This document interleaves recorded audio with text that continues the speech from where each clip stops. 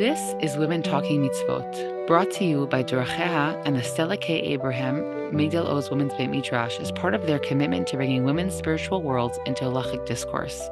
This podcast series has been graciously sponsored by Sigal and Zach in honor of Women's Talmud Torah, Women's Halacha Study, and in merit of Am Yisrael. Today's episode begins to address the question of women's status in the halachic system. We speak about time-caused mitzvot, the male orientation of the halachic system. This is a broad and really complex topic that requires many conversations to even try and exhaust it. Today, as part of a second and final introductory episode to this podcast series, we begin to address it, but we'll certainly circle back to this topic in the future. Hi, Yosefa. Hi, Shana.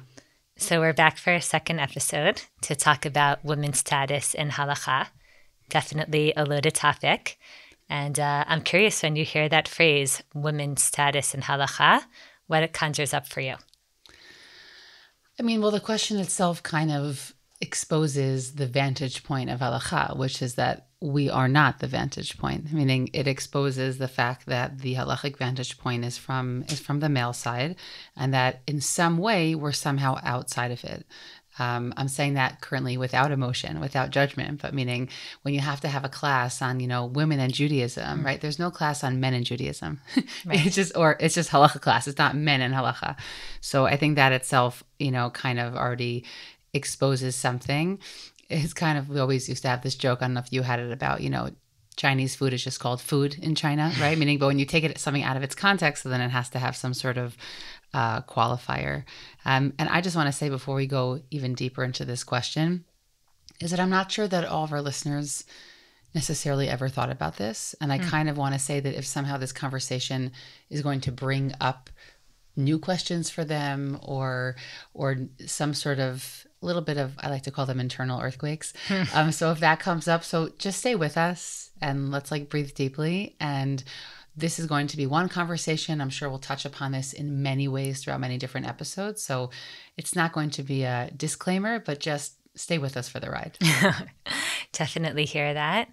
I think when I think about women's status in halacha, the first thing that's important for me is to distinguish between our status or our worth, let's call it, in the eyes of God and the eyes of Hashem, and our obligation in halacha. Mm-hmm. I don't think they're one and the same. I personally have never doubted the fact that we have equality in terms of our status before God. I think that He thinks that we're worthy. I think in the first parak of Breshit, we read the pasuk of Zachar Nekeva bara otam, even that initial description of the creation of man and woman is a description of the creation of them together. And I also know that I'm heavily influenced by Rav Soloveitchik. In one of Rav Soloveitchik's books, Family Redeemed, he has a beautiful article there called Adam and Eve, where he writes, and I want to quote it because I think it is really, really important that we keep this in mind, even as we discuss a topic that's as complex as the one we're discussing today. He writes that there's no doubt that man and women enjoy an equal status and have the same worth as far as their humanitas is concerned. Both were created in the image of God. Both join the covenantal community at Sinai. Both are committed to our meta-historical destiny. Both crave and search for God. And with both, he engages in a dialogue, meaning Rav Soloveitchik makes it very clear that women and men are both part of the conversation in terms of our place in this world. When it comes, though, to women and their halachic obligations, I think it's easy for women, especially women who do engage with text and who are familiar with some of the sources that we're going to discuss today, to wonder if when it comes to halacha, we are perhaps somehow on a lower level or of lower status than men. And when I was trying to think about why that might be so, and I'm curious if it's for you the same things, but for me, I think there's three primary contributors to that sentiment. Okay, the first one is that we know that Torah was written B'lashon Zachar, right, was written in a male language. And even though we know from living in Israel that Hebrew grammar is gendered and that the masculine form of speaking is supposed to be generic and it's supposed to address everybody. And even though there's poskim like the Magen Avraham and others who specifically, explicitly write that women are included in this language, still, as you said before, it could leave you feeling a little bit like the other when you're reading everything in language that's specifically male. And also we know that the Torah, the halachic system, is not just like the Torah Shebechtav and the Torah Sheba'al Peh that was given at Har Sinai. It's also all of the halachot that are Rabbanan, which means they're halachot that the Rabbanan established for us. And the Rabbanan were men, so they're going to write in language or in a way that is familiar to them and sometimes could make women feel a little bit apart. So I think that's the first thing, and that's something that you alluded to. But there's two other, I think, significant factors, at least for me. One is the fact that women don't count in a minyan. We know that to say Dvarim Sheb Kedusha, like Kaddish or Baruch or Kedusha or Torah laning or things like that, you need to have a minyan, 10 men. And I think that's a big thing that women today in our modern society feel. They feel that like, okay, like we enjoy a lot of equality in our careers and in our society. And then all of a sudden you step into a shul and, I'll especially feel this Migdal Luz on a Shabbat, morning when there's so many women and then they're waiting for that 10th man to show up. So that's definitely a contributing factor. And the last piece, which I think is what we're going to focus more on today, is when it comes to our actually mitzvah observance, even though the Gemara in Bava Kama on Daf Tet Vav Amid Aleph tells us that there's 3 major legal categories in which the verse equated a woman to a man. And we're not supposed to think that women are somehow left out of the halachic system or that they're obligated in a different way. We do know that there is a very significant category of mitzvot that the Mishnah in Kedushin tells us in Parak Aleph Mishnah Zayin that kol mitzvot aseh shazman grama, all of the mitzvot that are positive time bound or time effectuated mitzvot, anashim chayavim v'nashim turot. Men are obligated in, and women are exempt, meaning all the mitzvot that have to do with specific times, which could be holiday-related mitzvot, like sitting in a sukkah or holding a lulav and an etrog, listening to the shofar, counting Surah HaOmer, but it could also be daily mitzvot, like tefillin and tzitzit, which are only things that apply during the day. All of those are things that women are officially, formally exempt from. So I think, when you take all those 3 together, it definitely leaves women sometimes wondering, what is our status when it comes to our observance of halacha? So I think if it's okay with us and also everyone listening, I want to put the minyan one on the side. I feel like we're gonna Totally have a conversation about that. We're gonna have a conversation about what kind of context of tefillah exists, because there's a lot more out there than minyan, although that gets the main stage today. So I'm kind of going to suspend that piece for right now, because I think that, we want to talk today about the mitzvot aseh shazman grama, these time-caused mitzvot. But before we get deeper into that, I actually just wanted to respond almost back to what you brought from Rav Soloveitchik about zachar v'nekeva barautam, meaning it seems fairly clear that there's an equality before God. And I would just want to also say, we're not saying equality meaning same, but meaning that they have a coveted space and a respected position before God, before each other. And there's an idea that I've been thinking about a lot in the past few years, and it's what I saw in Rav Eliezer Berkovitz's. It's actually his last book. I think there's a reason why he waited to write it as his last book. His book about women and Jewish law. That's called Jewish Women in Time and Torah. And he has an idea there where he differentiates between Torah tolerated and Torah taught ideas. And he says when he's trying to reckon with what he thinks is a jarring experience as a modern person reading, that you have, on one hand, stories about very phenomenal women in Tanakh and leaders and whether Dvorah as a judge, or we have queens, we have women who clearly they're not the majority of what's going on because it's an accurate reflection of what society was then, but without really an overt derogatory kind of approach to women being leaders and fulfilling all kinds of both spiritual and, again, it's not going to be the majority, but it exists. But then when you start digging into, if you try and collect, let's say, many different phrases or ideas that are expressed about women and their personhood throughout, all of our, I would say, like more of like the Talmudic, literature, Gemara and beyond, there are a lot of statements there that are difficult, to the point where I don't even find a purpose so much in saying them. Meaning they're important, especially if they're going to impact a halachic development, and that's an important question, which we'll talk about in a moment. But they're very jarring, right? Mm-hmm. Whether it's some of the more famous or less famous statements about, women and their thought processes, or how women would, prefer to be in a bad marriage rather than none at all. Right. Or we have all these different, they get thrown around, but there's actually many more that actually have many more nuances than the ones that kind of get thrown around. And it's sometimes actually surprising for women who begin to study texts more in depth and begin to study Gemara, because they're more interested in engaging in those sources, to discover all of a sudden these kinds of statements. Exactly. And so Rabbi Berkowitz says, wait a minute, this is jarring for all of us. And that's where he comes up with this, right? And this is where he comes up with this idea of Torah tolerated versus Torah taught. And what he sort of sees, he draws this it's a long book, but he draws a trajectory between the Tanakh, which presents, again, an accurate reflection of what was really available to women at that time, but really, yes, women can do all different kinds of things. And then, yes, putting Chazal more in a specific time context and saying that you have all different kind of ideas that are making its way and impacting. And then as time goes on, really slowly, but it's not as slowly as we think, meaning already in the time of the Geonim and art in the Middle Ages, there are many assumptions that existed, let's say, in the Gemara that they no longer work with. Or just one example of so many is that officially a daughter does not inherit her father's, it doesn't inherit from her father if she has brothers. Mm-hmm. That is a law that was systematically ignored already very, very early on, because it simply did not fit with the world. So what does he mean? I'm not familiar with this volume. What does he mean by Torah tolerated?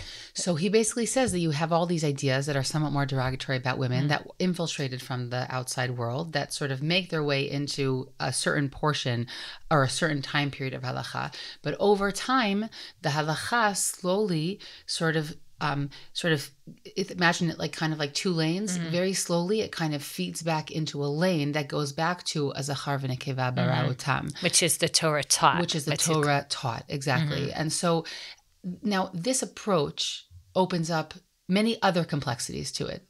The concept of contextualizing Chazal and admitting openly that they're influenced by, their times, which to me, I'm not rationally able to learn Gemara and onward without that piece, meaning I can't learn a different way, but I understand that others don't like that approach and it makes it feel too earthly for them. Right. But it does. It makes you unable to run away from that idea that they're going to be impacted. And yes, sometimes the impact are things that we don't like. I'll just say that's not our topic for today, but this question comes up in the Torah.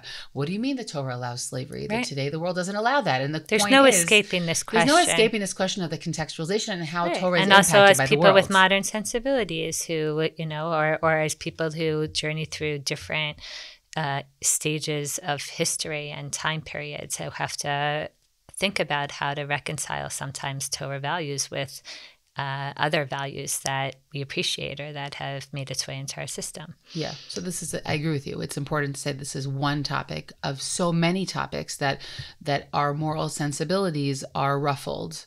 Now we have this question of, are we going to clearly side with the moral sensibilities of today, or do we think that the Torah has some meaning? There's a question here about how much are we accepting the ruffling? How much do we want to lean into that? But in the particular case of women, Shana, I don't actually believe that we're looking to go back in time. I also don't think that about slavery, meaning I do have a deep belief that understanding women as fully functional members of society is a perspective that we're going to stay with. And so I do have a belief that halacha is going to is joining on this journey, and it's maybe sometimes works at a different pace as it should maybe than the rest of the world.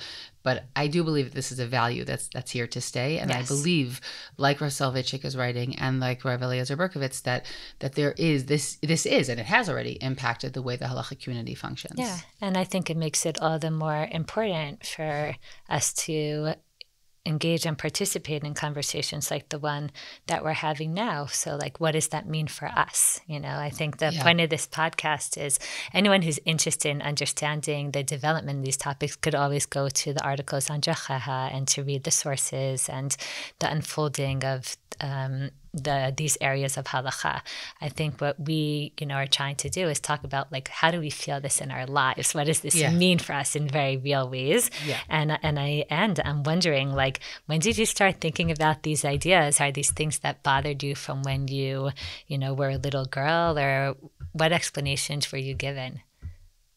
Okay, so I guess I have to just very briefly fill in like what my background is, because I didn't grow up in a world that was, steeped in learning. And so I had halacha class in my, Jewish day school and high school, but this is not something that like ever hit my radar at all as a young adolescent. You didn't think about like, how come the boys are in shul on Sunday morning and you're not, or questions like that? I don't know. Well, I also had one older brother and I barely grew up with him in the same house. No, I never ever thought about, that he had accoutrements of Judaism that I didn't have. It never, ever, ever occurred to me. But I'm saying this truly, Shana, I think it's that as my mitzvah life became more of a central feature and something that was a major part of my identity, that slowly then builds something up. But it was the envelope of my life. It was the structure. But no, I never thought about it. It was just, and I think that probably many people are like that. I don't think that was the part that was unusual. But definitely when I reached a certain age and then spent many years much more, developing my Torah life, identity, knowledge, spiritual life in general, for me, it still didn't happen actually until I had a child. I never reached some sort of feeling of I had reached a limit or the glass ceiling. I didn't have that experience. I existed in environments that were so supportive of women and Torah life. I went to a women's college also. So, and I know you didn't rub up against this. I didn't. I never walked into shul and said, "Oh, this is interesting." It never happened for me. Again, I just I don't know. You never came to a women's section that was locked or any of these experiences. I didn't have any of them. And so but then and then it wasn't even because that happened. I had a child, and then all of a sudden, a daughter, and many more after that. And I had a daughter, and all of a sudden, like the structure of how my religious life functioned wasn't able to function like that. Between you and I, if I would have had more patience, it eventually comes back to a certain degree. But meaning it was a very clear moment where I said, okay, my life just stopped also in terms of the birth part and the, recovery. And then, but my husband then continues on, and he was, in shul the next day. And there was something in that when our paths started to kind of, and again, you could say what happened when you were pregnant, also didn't think about it. But like, what's my religious life going to look like now? Exactly. What's it going to look like? How is it, are we going to be renegotiating? Like, what does this look like? And I would just say that I was functioning in like a fairly, I would say, and we'll talk about this, somewhat like of a male model, meaning limud Torah, which of course doesn't have to stop when you have a child, but like limud Torah and, presence in shul. And I'm not saying that I was going to minyan 3 times a day. Let's not turn me into a bigger tzadikah than I was. But there was something, the thing that stopped me, and I thought for the first time, was actually when my, I would say female biological identity came to full fruition. By the way, I'll just say that my motherhood identity developed so much more after that. And that's something that it's only been a blessing. But there was this halt moment that, yes, it was interesting, but it kind of only happened for me in that moment after that and not before that. And only then you started thinking about it. And then I started thinking about it. No, and then things fell apart. And then things fell apart. And today I'm in a very integrated place with some spaces of tension, but that took a long time to rebuild. But we'll get there. But I'm curious what your journey looked like. It's so interesting because even though I'm a rabbi, I'm a rabbi's daughter. But I don't the think... oldest daughter. Yes, the oldest daughter of 4 daughters. But I actually don't think I was raised so differently. We didn't grow up so far apart in terms of both of us are from Long Island and, not so many years apart. But what I mean by that is that, yes, I'm a rabbi's daughter, and yes, my parents are very engaged in teaching Torah and in talking about these topics, but there wasn't explicit conversation in my home about women's roles versus men's roles, maybe because we were all girls, so we didn't have some kind of counterpoint. It wasn't that situation where many of my students tell me about, where like the boys are raised to go to shul in America on Sunday morning, or to make Gemara learning a central part of their lives, or things like that, and they're not. And then from an earlier age, they're kind of wondering, why are there these differences? So I never had that. And actually, like, my parents raised us to, I don't know, just feel very connected to all different kinds of mitzvot, even mitzvot that we were officially p'turot and exempt from. Like, of course, we ate in a sukkah, and of course, we lit our own Hanukkah candles. And of course, we shook the lulav and eshog and went to hear the shofar and all those kinds of things.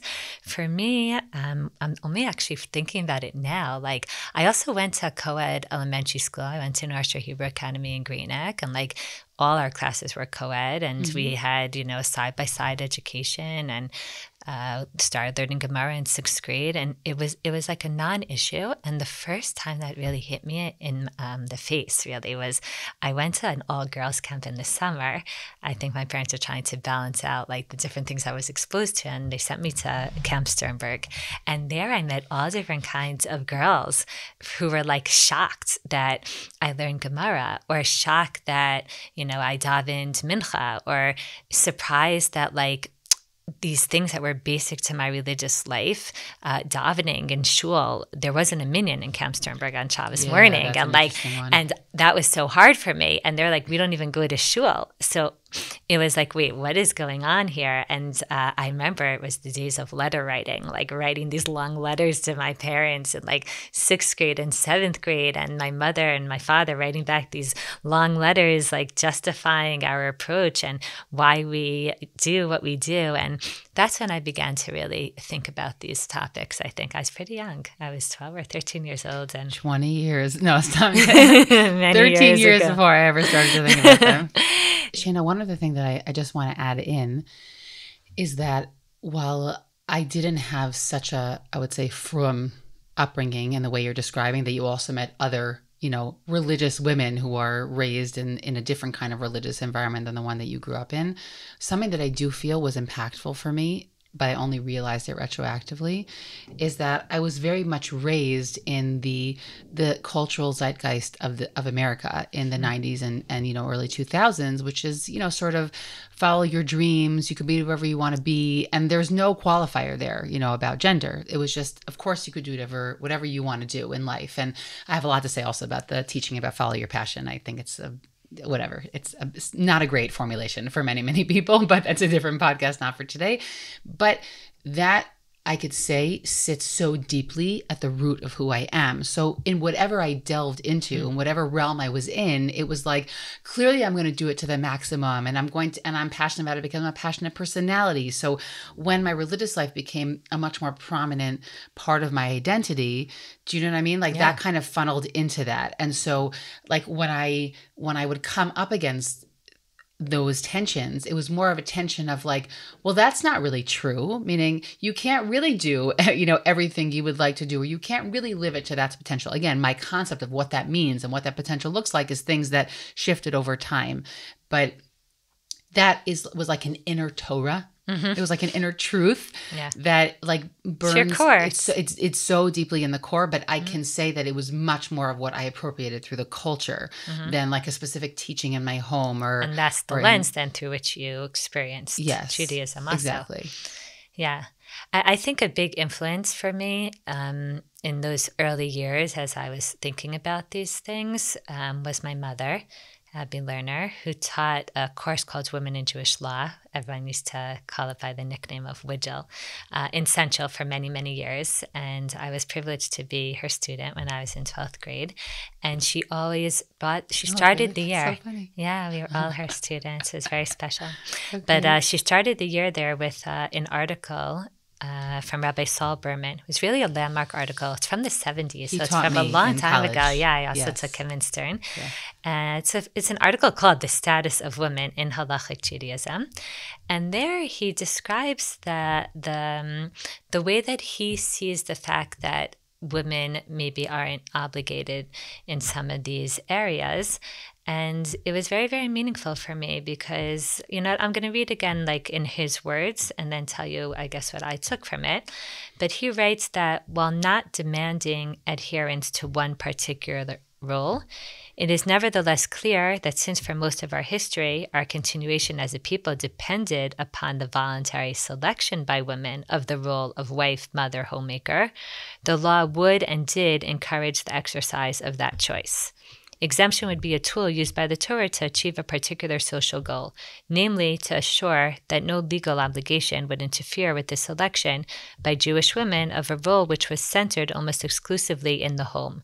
Meaning what Rabbi Berman is writing is that the Torah never mandated this role that woman has to be at home or that a woman has to be a mother, but it did exempt women from different kinds of mitzvot that would interfere with her ability to choose that role.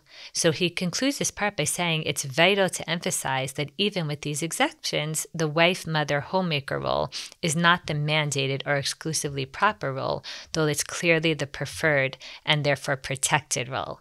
So in my head, that phrase of like the protected and preferred but not mandated role is really important because it means that the Torah doesn't box us in. It doesn't tell us that, Yosefa, you have to stay at home and you have to raise your children and you can't go out to shul in the morning if you want to and you can't sit in a sukkah. It doesn't say that any of the mitzvot shesha zman grama are asurot for us to do. It doesn't tell us that we're forbidden, but it does tell us that we're pturot, that we're exempt, which is its way of saying, listen, there's a protected role here that maybe in the eyes of God is somewhat preferred, and maybe it has to do with the ways our bodies are built, and we're the ones that maybe bear the children and nurse the children, and it wants to leave that role open for us by telling us, right, you don't have to worry about running out to shul in the morning, or you don't have to worry about how you're going to balance this. And at the same time, it doesn't mandate it. It leaves it open for each woman to kind of figure out where she's going to find herself in that picture. I also just want to mention one other thing that I think, whenever you have a conversation about time-caused mitzvot, it's important to say, which is that it's a rule with as many exceptions as it is a rule. And so it's kind of dizzying when you actually open up and there's a bunch of key sources on this topic, but we have many mitzvot aseh zman grama that all women assume that they are fully obligated in, meaning women have, the shofar is the easy example, but we have other mitzvot where there's Shabbos. I mean, Shabbos is, like a weekly mitzvah that has a lot of mitzvot aseh that are part of it, oneg Shabbat, and that women are obligated in, or Pesach, we have to eat matzah, we have to drink dalit kosod. And there's a conversation about it because they're time caused, but in the end, the conclusion, but that's already the conclusion in the Gemara that we're fully obligated in that. Yeah, But so even the category isn't as broad as people may think it is. It's not very broad at all. You have but in the end, what's significant, Shana, is that a few of the mitzvot at the end that we are left exempt from are very central to how Jewish identity is formed today. So having an exemption, and maybe some other negative comments along the way from Talmud Torah, or having an exemption, or not being part of minyan, which again is not part of the same conversation. Right, and Torah also isn't exactly mitzvot zman grama, but the big things that are very symbolic, like tefillin, for example, or kriyat shema. Okay, meaning there are multiple examples that they serve as the fundamental basis of Jewish life. And so if women are exempt from them, then it creates a reality where there's quite a gap between the mass of observance and where women stand in it. So, but just to go back to the Rabbi Berman piece. Does that speak to you? Or? So first of all, I think it's a truth, meaning of course there's a world where leaving space for women to fulfill their biological potentials. I think he also, I don't know if it's in that article or somewhere else, but he tries to claim that there's it's kind of clearly some of the mitzvot are sort of more public mitzvot, meaning that we're sort of creating, is it in this article? Yes. That we're creating some sort of boundary between mitzvot that sort of push women into the public space versus not. Again, I think that there's what might have been the intent and the reality it creates. Okay, I think that, yes, it does enable women to still be perfectly involved. The halacha does not prohibit women from doing these mitzvot. But in the reality it created is one that there's a very big gap between us. But again, within the world, there was a massive gap between men and women and their roles until not so recently, right? So I think that I identify with what he has to say. I think that it's a truth. As a woman who has 5 children, I know what that looks like. Do you know what I'm saying? But if I understand you correctly, you're saying that it could lead to like a religious laziness. It could lead to somebody taking that exemption and kind of like running with it or using it as an excuse. I think that we know that to be. Yeah. Okay. Meaning we know that to be that the exemption is that for most normal people doesn't create a space where they want to then volunteer. There's a mindset about being exempted.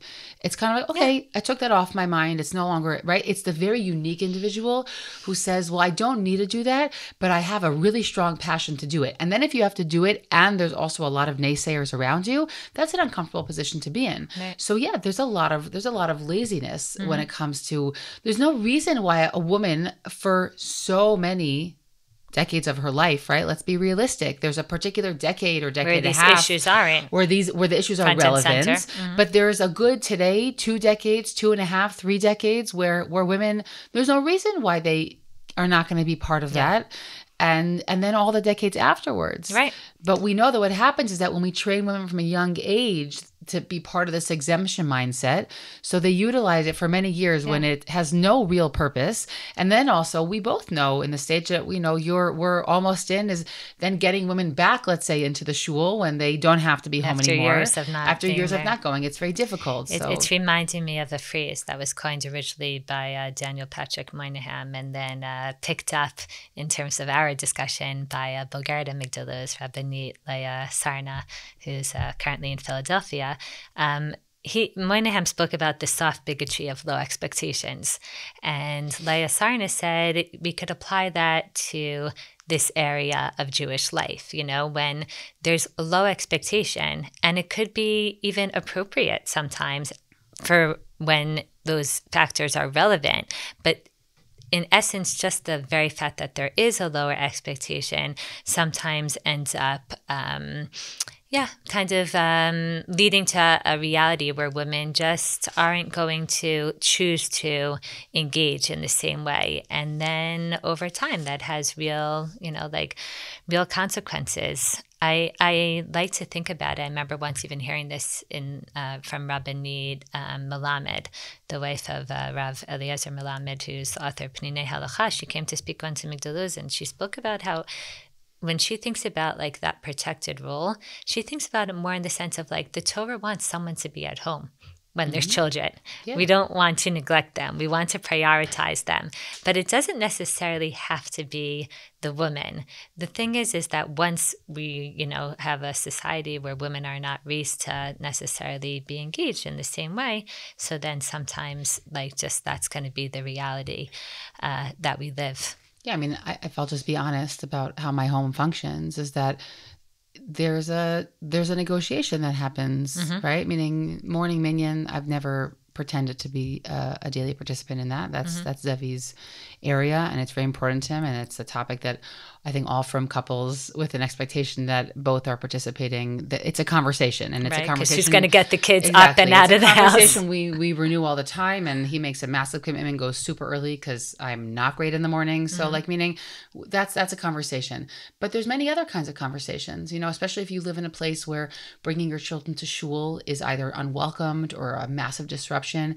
For lots of different kinds of special tefillot, let's say Yom Ha'atzmaut or even Purim, there are all different times throughout the year where we juggle it. We figure it out. Maybe we split it up, and on Shabbatot, Zevi, anyways, he likes the early minyan. That's his thing. I always go after. So I, for years, have been able to go I've rarely ever had interruptions. Do you know what I'm saying? Meaning, yes, when I'm nursing, maybe I take a baby with me or I go shorter. Do you know what I'm saying? Right. And but the point is you could opt in if you want to. I mean, you can opt in if you want to. And there's so many options of what to do if you want to opt in. But yeah, it requires a conversation and figuring it out, with each other. I think that because of how the two of us were raised, where it was like so just clear, baror to us that like, of course, we are going to be passionate and engaged with whatever we're doing in life, whether it be our career, our motherhood, or our religious observance, that we are people who, kind of see this almost as like a very practical, technical issue in terms of like, how balance in life will work. But I just want to be honest that there is a whole other approach, known as the essentialist approach, which is a very different perspective on these issues that really thinks like, no, it's not just technical, it's not just practical that we want someone to be able to be home. We actually really, really believe that men and women are essentially different. And I think, the name that's often associated with this approach is Rav Hirsch, Rav Shimshon Raphael Hirsch. Of the moderns. There of are the those moderns, earlier yes. who said There's it. other David Vraham and earlier different approaches, but I think Rav Hirsch in our generation is often spoken about as someone who really felt that the Torah specifically did not impose these mitzvot on women because it really didn't think that it was necessary for them. And he explains that women maybe have greater fervor or greater natural enthusiasm, or they're more spiritual by nature, and therefore they may need less mitzvot in order to keep them aware of their godliness or of their connection to Judaism. You're smiling at me because it's so not the language that the two of us speak. And I'll share. It's funny because I grew up the oldest of 4 girls, but now I have 4 boys and a daughter. So it's just so interesting for me as we're talking to think about, raising sons and with a daughter, and do you have different expectations for them, or do you want to send the message that they're essentially different? But it's making me laugh because I'm thinking about one of my sons when he was in 1st grade. He came home so excited to tell me that he understands why he has to wear a kippah and why girls don't have to. And he was so giddy to tell me it's because, boys they're just wilder and they're more they need a constant reminder in their head, whereas girls don't. And I remember turning to him and being like, do you think that's true?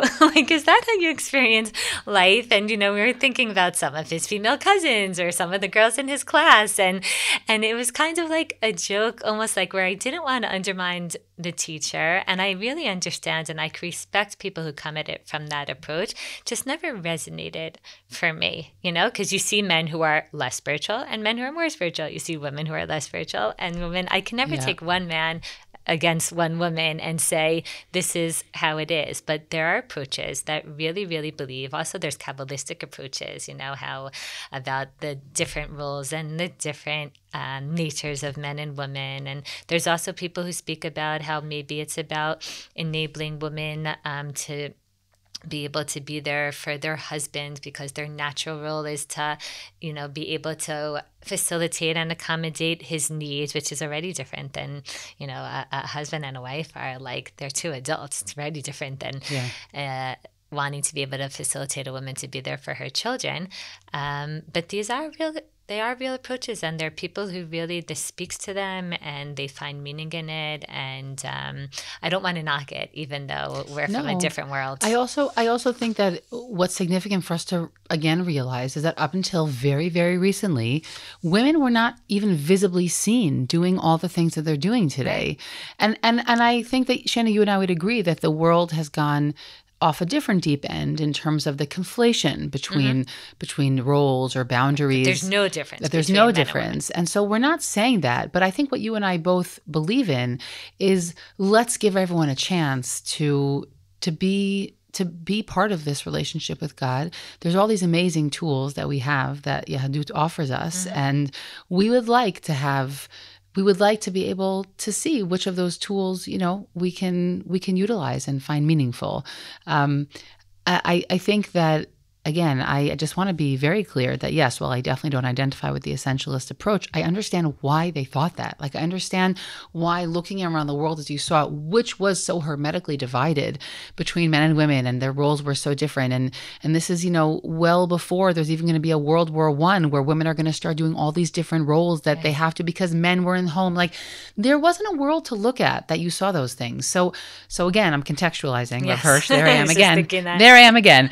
But I can't really escape it. I think it's really important. And so I think when we see the world today, we do. We see that there are men who are on a more feminine element of the spectrum and women who are on a more, male, are somewhat more male. Again, these are dynamic sort of like internal alchemies that everybody experiences in somewhat different ways. So is the Torah still going to address different populations? Of course it is.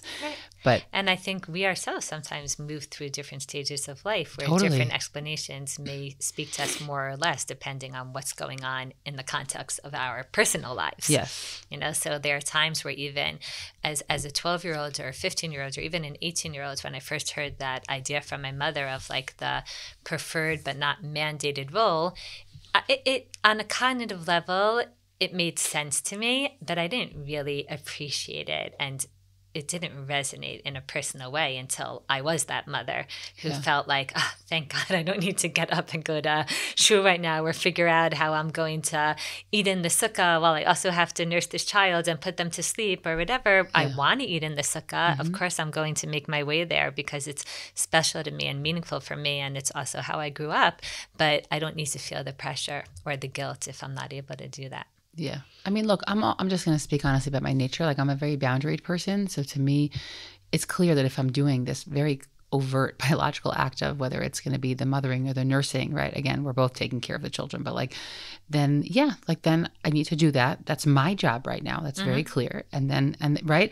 Yeah. And it is what it is. But again, homes function differently. How long women elongate their biological role is also very different, right? So there's careers, depending on what careers you these things all impact the way that if you're single. Yes. If you're a woman whose children are out of the house, all of these things have impacts. So I'm curious, as we begin to wrap up, you and I were both part of a panel recently in Migdal Luz about women's issues, and they did us the Halacha, which where is explain to our audience what that is. It's an Israeli TV show where they'll take a group of people who have something in common, and they'll just ask them, is like, oh, sorry, excuse me, but could I just ask you, which is an Israeli way of just, an excuse to be able to ask any direct question that you want. And it was students' opportunity to throw all kinds of questions that they had at us about these topics. And one of them was, do you wish that you could, be a man, or you could have the same halachic status? And I don't remember I think I remember one thing that you answered, but I'll ask you now. If someone could wave that magic wand and say, okay, Yosefa, your religious life is so meaningful to you. Do you wish that you could be a man who's fully obligated in all kinds of mitzvot that you don't have? I mean, my immediate answer is absolutely not. But it's also because my religious life doesn't only hinge on what mitzvot am I obligated in, meaning my identity at this point is so wrapped up in being a mother, parent. I don't sit every day and think about, what are these mitzvot that I'm not obligated in. I will say that, right, I have 4 daughters and a boy. I want to say baby boy, but he's not a baby anymore. And so I can't just deal with these things in myself, feel integrated, and then I move on, because I'm constantly having these questions about, how I'm raising them, what are my expectations for them. Totally. The question about shul is a big, big, big question. And mostly my internal work is to become softer about these topics, because I'm constantly also coming up against a cultural expectation, which is actually very different than the one that, I can't say I grew up with, but the one that I was taught when I decided to become part of that conversation.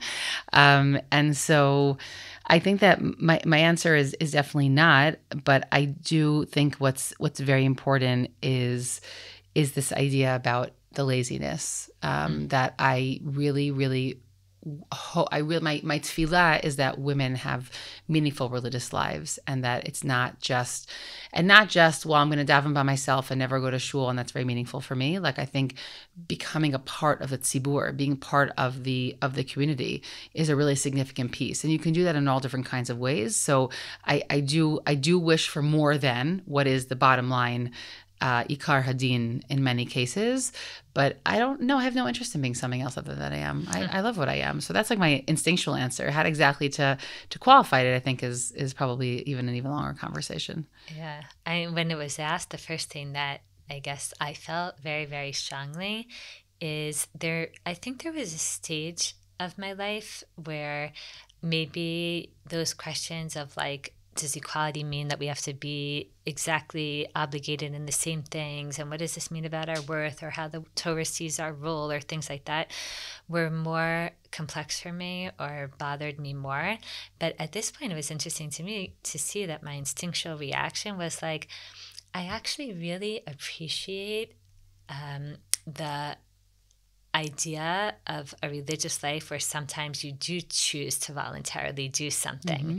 And I think sometimes in conversations with my boys or my husband, like, that's something that sometimes they wish that they had more of, this idea of being an eno mitzva v'osa, that you're not commanded, but you choose to do it anyway. Yeah. There's a certain, there's a passion that comes with the desire to opt in. There's, there's an intensity or an excitement that comes from choosing to be part of something that is not closed off to you, but you also are not necessarily, obligated in the same way. And there's something very powerful about that. And I really appreciate that in my life. I appreciate those aspects of it. Or I appreciate that when I speak to a student, let's say, who's on a secular college campus, and on the one hand, she finds a lot of value in going to Minyan, and she really appreciates the Minyan. She appreciates the sense of community, and she appreciates the structure and the framework. But then she says to me, but they daven very fast, and I don't feel like I could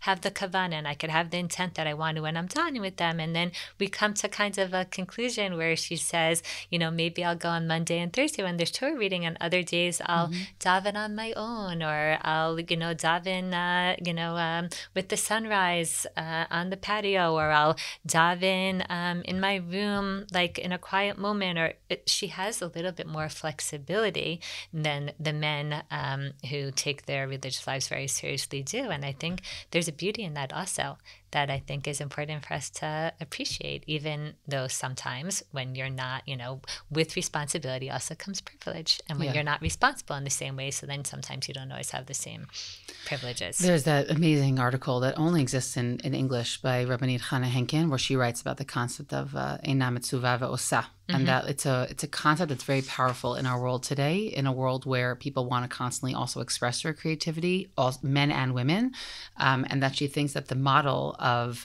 what we've done, and creating, she has very powerful opinions about creating rituals for women's rites of passage that don't exist. Women coming back to shul after the first time, for the first time after having a child. And there are, older traditions of tchinot, like these, like tchina prayers in Yiddish.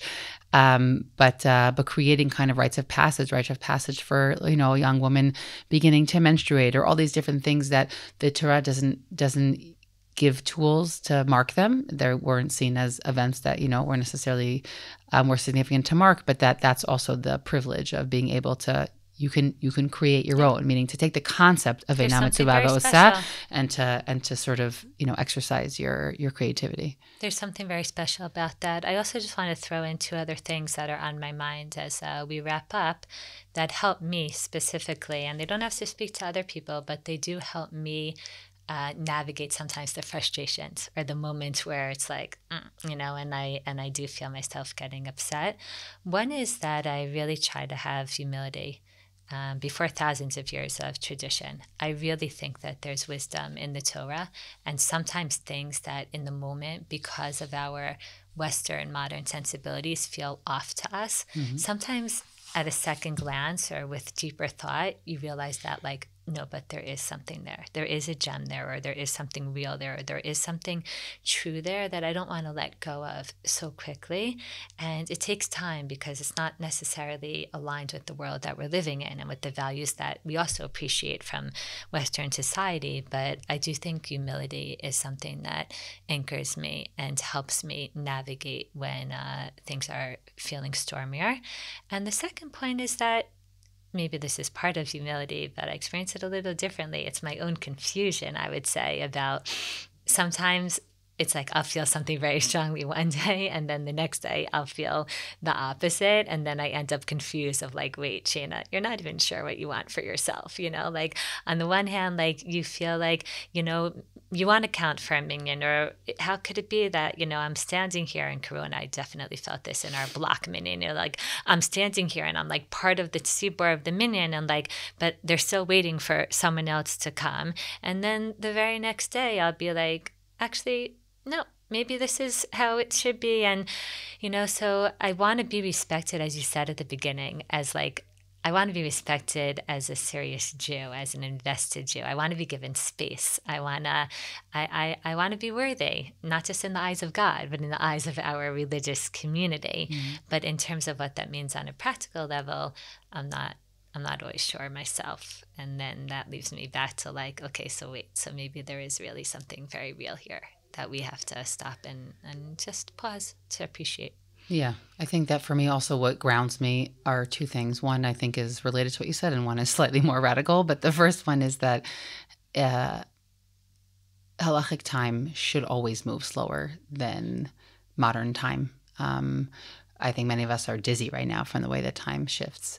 But halachic time, because of change, within society, it hasn't been very long. And while 10 years feels very long for a lot of us, in the scheme of, as you said, thousands of years of tradition, halacha, we want halacha to move slower, meaning most people want their religious life to be anchored. They want it to be traditional. And so, yes, sometimes that is going to be riding on the back of maybe the way women's roles are reflected, or maybe we'll discover in 50 years or 100 years that a lot of this was an experiment that wasn't really going to go anywhere. We don't know, but meaning because we don't know, I think we do want halacha.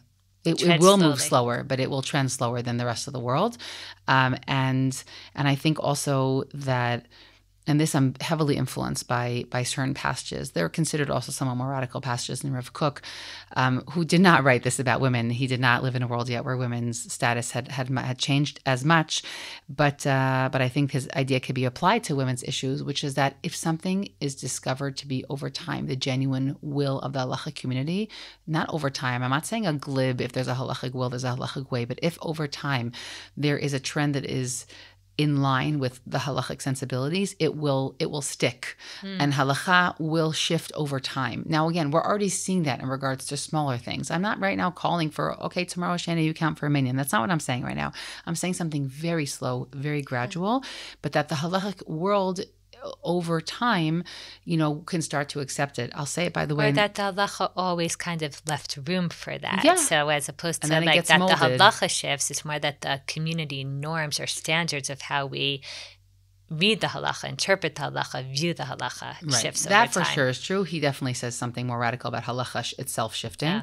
But he talks about an active will of Sanhedrin. It's not something we have right now. But I agree 100% with what you're saying, which is that the community creates space for something that there was space for to begin with. If the community, men and women included, see that this is something that is part of the ratzon, this is part of the will of the community. And so I just think that there needs to be a lot of patience. And I really also strongly believe that the people who we want to make these slow incremental shifts, if it's what we want, if that's revealed as our will over time, are the people inside that are on the inside, that are the committed, right? The ones that are committed. Those are, here I'm echoing many who have said this before me, but I do believe those are the right emissaries for these kinds of shifts. We want people who are committed to the system, who are committed to keeping this upheld, to be the ones who ultimately spearhead some of the shifting that happens. And again, I think time will tell what this looks like. I agree very much. I sound very confident, but I agree with the concept of humility. I don't know. But I also don't want to ever let the not knowing then make me fearful of doing something that's a lovely initiative to be part of religious life. So that's I think that balance that we constantly try and try and create. Absolutely. Shayna, we just touched upon this idea of sort of women's obligation or women's involvement in halachic life from a whole different, from a host of different angles. And I'm curious if you had to sort of pick one thing, one sentence or one idea that you say, I would love if someone, takes this with them in their pocket today. What would that be?